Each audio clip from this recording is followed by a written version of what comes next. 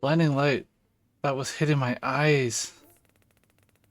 I couldn't move. I just waited until the vision cleared.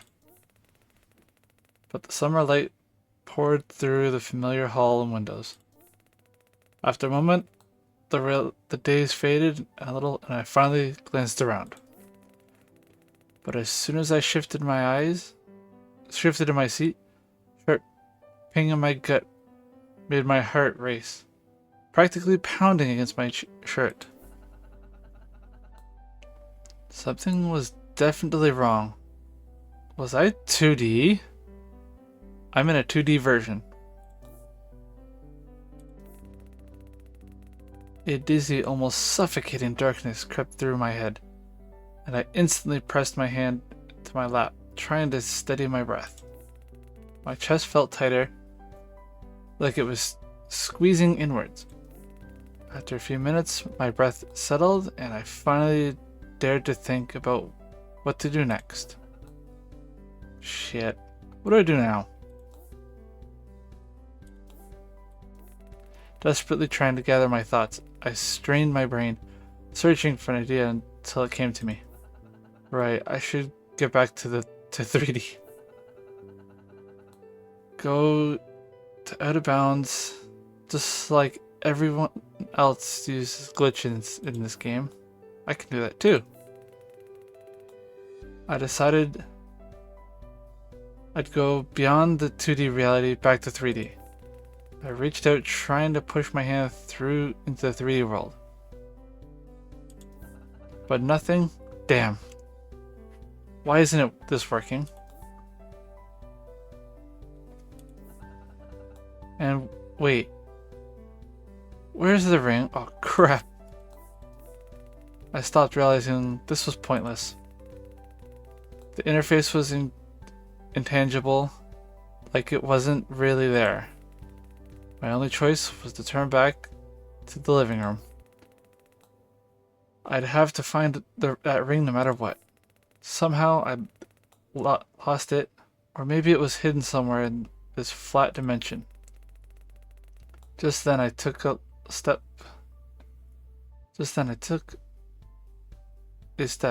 A cute little girl appeared out of nowhere. She flickered through her short pigtails, a mischievous gleam in her eyes. Watching me from a few steps away, I could feel the excitement rolling off her, and it made me uneasy. Clearly, she's the devil in disguise. Yep. I thought. I froze. Still not used to these teleporting paranormal types.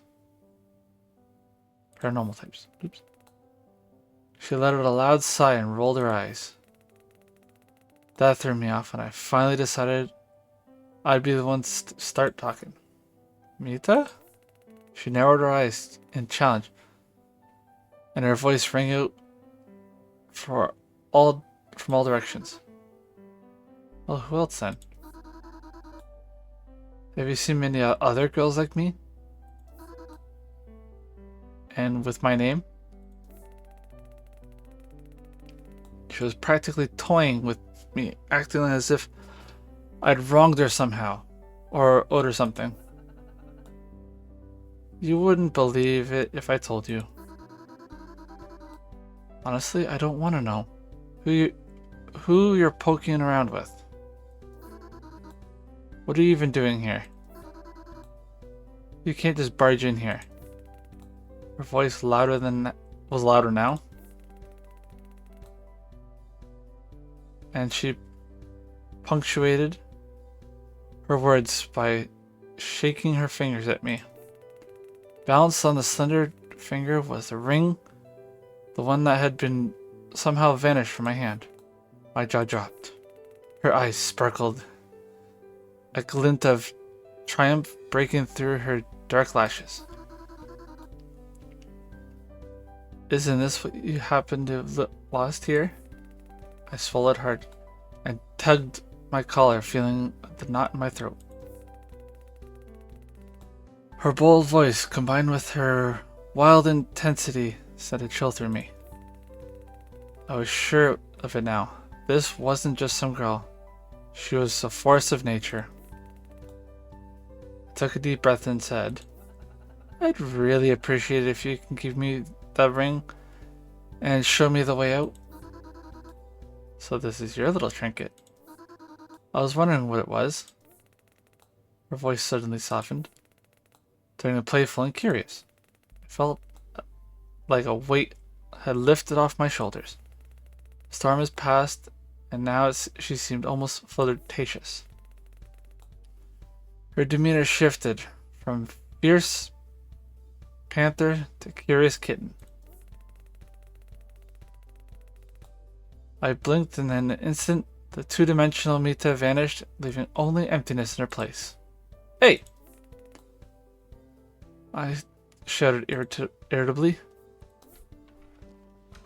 She was cross-legged on the bed, in a lotus position, as if she had been waiting for me to finally find her. She opened her eyes, looking calmly at the wall for a moment. Then, with all the agility of a circus acrobat, she bounded over me. Got it. You want the ring, weirdo. Beat me a tic-tac-toe. A glimmer. She gleamed, painting a bit of tongue sticking out of her like a dog. Her cheeky tone, mischievous smirk were full and erect. I gave her shoulders a slight nudge and put the same space between us. Look, this is really important. Just hand it over. A lot depends on it. I kept my voice steady and a matter of fact. But I felt almost ridiculous talking to her in such a measured way. She seemed reckless, almost to a point of madness. And I could feel a strange humor building in the air between us. Don't touch me. What's so important about this ring anyway? Are you some kind of ring-obsessed weirdo? Love putting rings on your finger? She shot back louder, even louder than before. Her taunts almost bolder. It's a magic ring. What more do I need to explain? Just give it back to me. You're a real ring fanatic. Magic ring. She burst out laughing, the sound echoing around us. I glanced away, feeling awkward as her laughter grew more friendly, almost. Come on, weirdo. Let's play tic-tac-toe. Don't waste time making excuses. They do love games, I thought to myself. Alright, fine, let's do this. You can start. I'm feeling generous today. I made the first move. And you gave yourself away. I know why you chose the X in the left. And left me with the O's. Psychologically, the X's are all about closure, hiding stuff. Holding secrets. You're nervous. And I get it. Next to someone as drop dead gorgeous as me, you'd think you just drop dead. Or you'd think, O's word better for me. Psychologically says you're trying to insult me. Sharp? Dude, very sharp.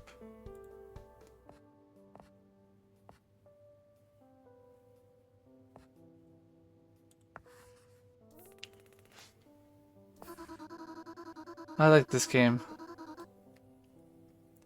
Those little crosses, they think they can just take over everything, but here I get to ruin them. And it's like I'm some kind of hero. What? What? I'm saying something weird? You give me that look.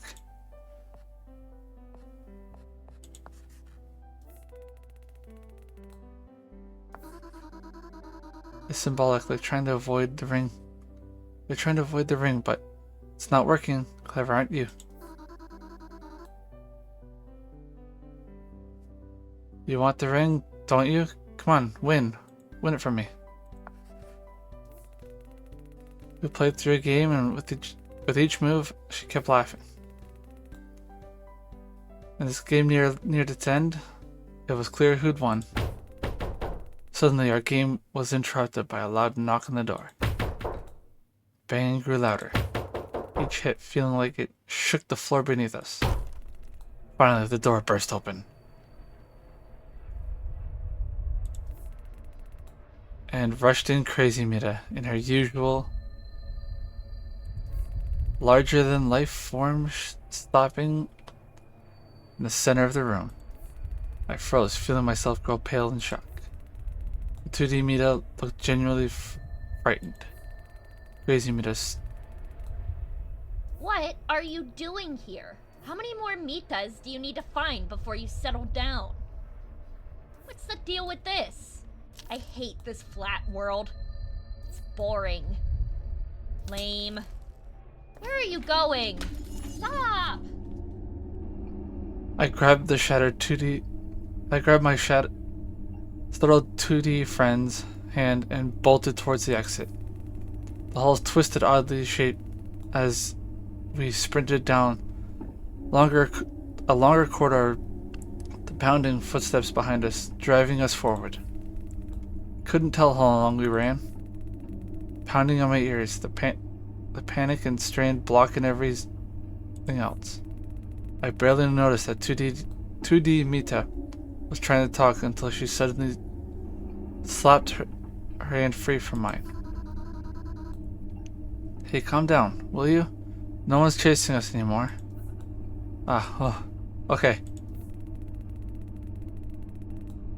The boldness had drained from her face, leaving her looking a bit sad, almost apologetic. She stared at the floor, tracing little circles with her toe. Ducky, you want that ring, right? Well, you beat me fair and square, so here. She slid the ring back on my hand. Well, thanks, shall we?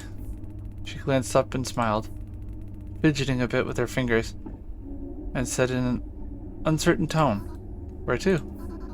I don't really have anywhere to go." Thanks for playing, weirdo. Come back sometime. As she spoke, something strange happened. The world around us shifted, folding back into the house. 2D Mita's dialogue box flickered and started displaying a phrase I couldn't recognize. Cakes. I can't stand them.